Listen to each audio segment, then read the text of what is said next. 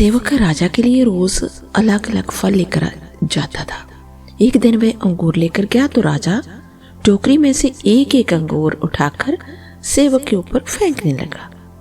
दोस्तों, समय कैसा भी हो, हमें स्थिति में भगवान का आभार मानना चाहिए। हर स्थिति में हमारी सोच पॉजिटिव होनी चाहिए, नेगेटिव थिंकिंग से बचना चाहिए। भगवान अपने भक्तों की भलाई ही करते हैं। आज की कहानी जो हम आपके लिए लेकर आए हैं वो हमें यही सिखाती है। पुराने समय में एक सेवक महल के बाग से अपने राजा के लिए रोज अलग अलग फल लेकर जाता था। एक दिन राजा के बाग में नारियल, अमरूद और अंगूर एक साथ पक गए।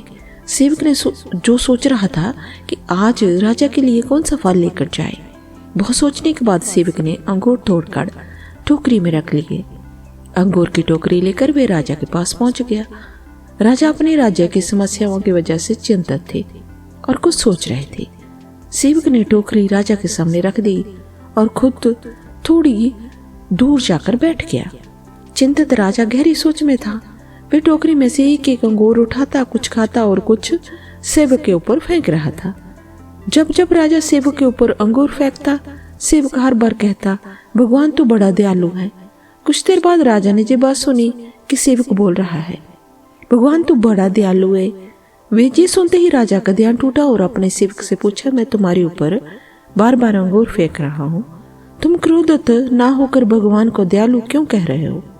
सेवक ने राजा से कहा, महाराज, आज बाग में नारियल, अमरूद और अंगूर 3 तरह के फल पके थे। मैं सोच रहा था आपके लिए कौन सा नया फल लेकर जाऊं।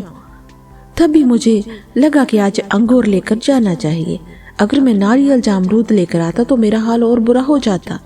इसलिए मैं भगवान को दयालु कह रहा हूँ, क्योंकि भगवान ने उसमें मेरी बुद्धि ऐसी कर दी कि मैं अंगूर ले आया। इसलिए कहते हैं जो होता है अच्छे के लिए होता है। समय पक्ष का हो या विपक्ष का, हमें हर स्थिति में भगवान का आभार मानना चाहिए।